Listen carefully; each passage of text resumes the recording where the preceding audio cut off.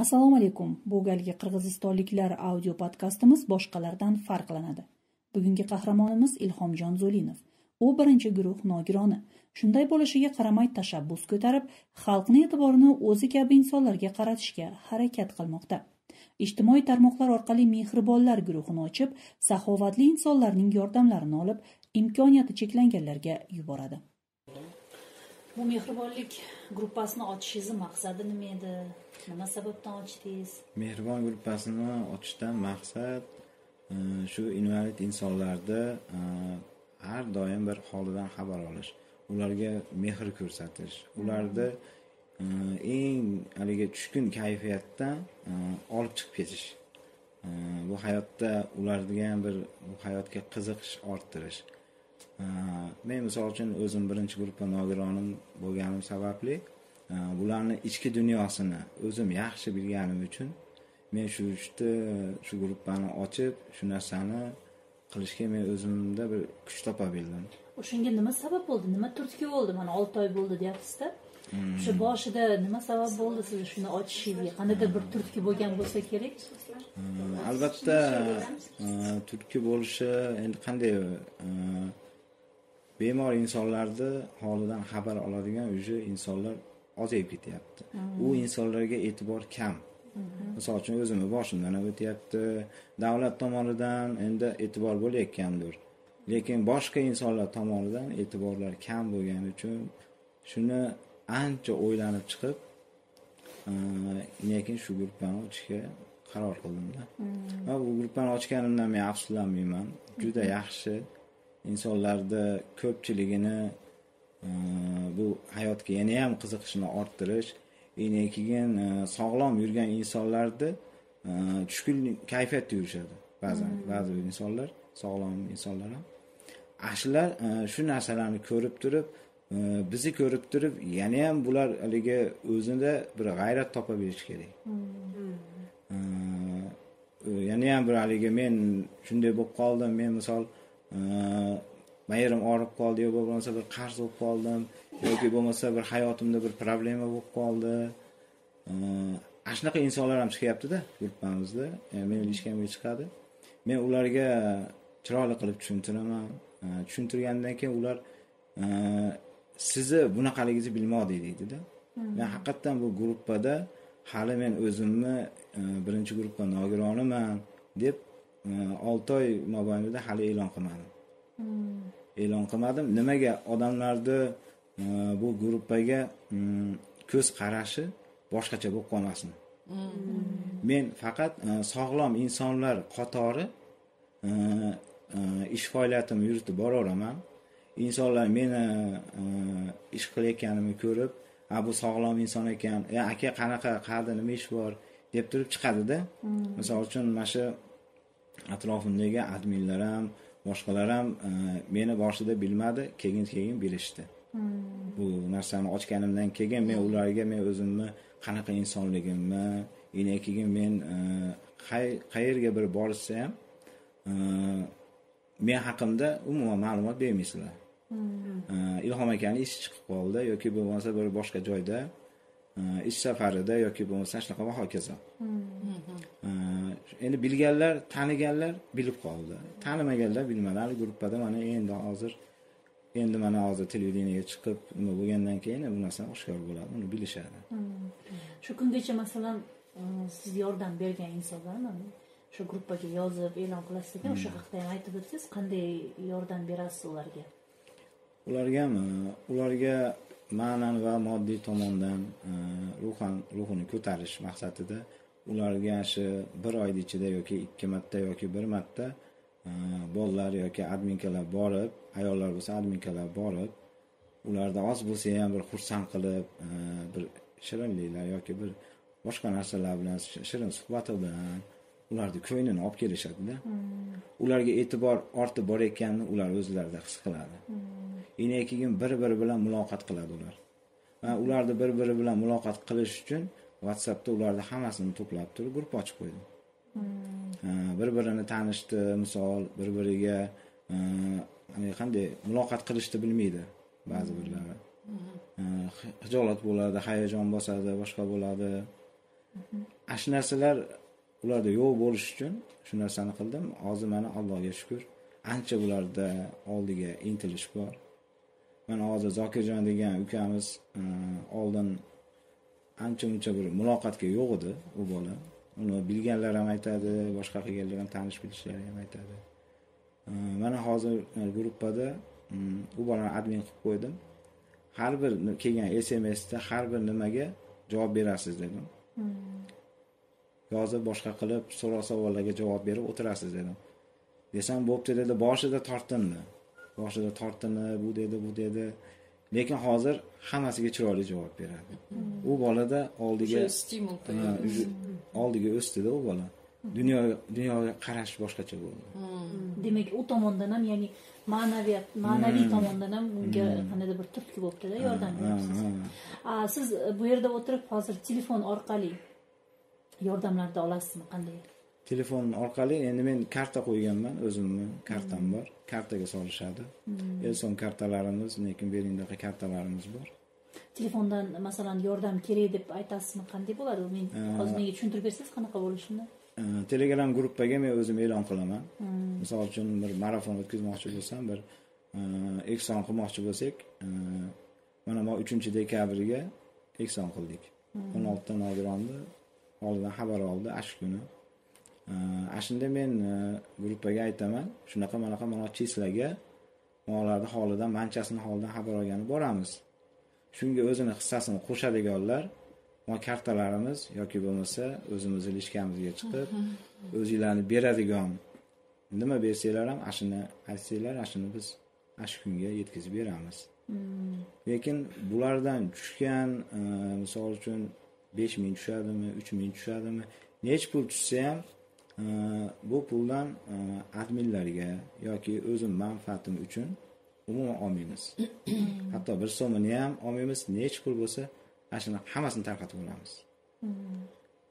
Adminlar misol uchun Alloh uchun, Allohning roziligi uchun o'zini yonidan kira qiladi, benzinini qo'yadi, xizmatini faqat o'zlari qilib berishadi.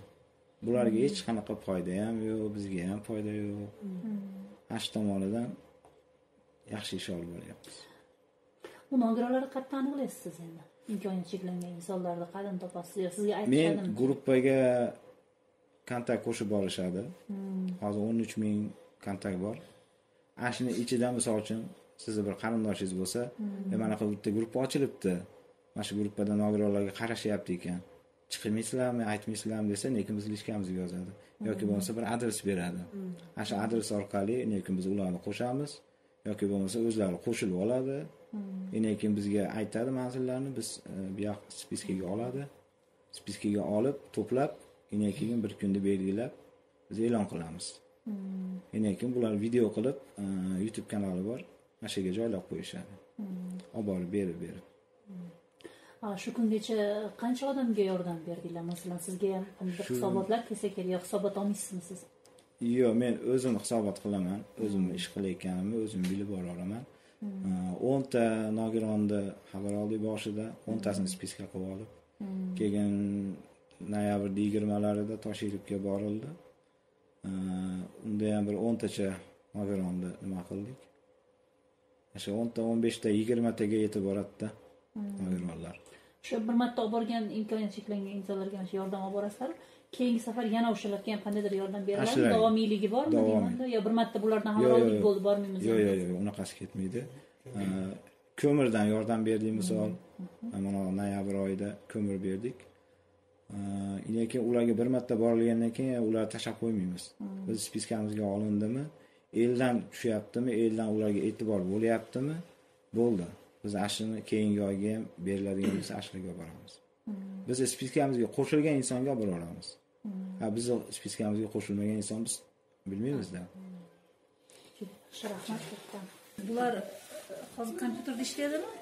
Biz YouTube kanalimizdagi administratorimiz. YouTube kanali boshqaradi. Zokirjon, mana Mehribonlar degan gruppa bor ekan, imkoniyati cheklangan insonlarga yordam berar ekan, Baholi Qudrat.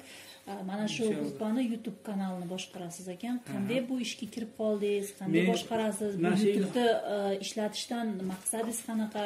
Qanday qo'lingizdan keladi? Shularni aytib bersangiz. Men mana shu maqsadim mana shu o'zimizga o'xshagan imkoniyati cheklangan insonlarga ya'ni o'zim o'rnak bo'lib mana shunaqa ishlar qo'limizdan keladi, inshaalloh o'tirib bo'lsa ham shunaqa ishlar qilishimiz mumkin deb maqsadimiz shu. Men o'zim boshchilik deb men o'zimni ko'rsatmoqchiman-da ularga. O'zim anaqa qilib. Men mana shu ahvolda bo'lsa ham sizlar ham kulashinglar hayot uchun deb kulashmoqchiman. Ularga o'rnak bo'lmoqchiman bunday aytganda. Yaxshi. Bu YouTube kanalingizni qachon ochgansiz? Bu gruppa ochilishidan oldin ochilganmi? Yo'q. 4-oktyabrda ochilgan bu. O'sha Ilhom akami anaqa tashabbusi bilan. qanday qilib ishlaysiz o YouTube'da? Qanday podpischigingiz qancha? Hozircha 180 ta. 180 ta inshaalloh sekin-sekin ko'taradigan umiddaman. Unga qaysi videolarni qo'yasiz? Qanday qilasiz? Nimalar haqida qo'yasiz o YouTube'ga? Masalan, shu imkoniyati cheklangan insonlarni kim videoga chiqishni xohlasa, ashlar akamlarning yordami bilan video qilib beradi mana shu akalar. Men joylayman. Montajini bilan o'zim shug'ullanaman. Montajlarni nimada qilasiz? Kompyuterdami yo telefondami? Hozircha telefonda. Unda bir ko'rsatib berasizmi bizga qanaqa qilib ishlashlaringizni? Shoshilmay bemalol shoshpamiz.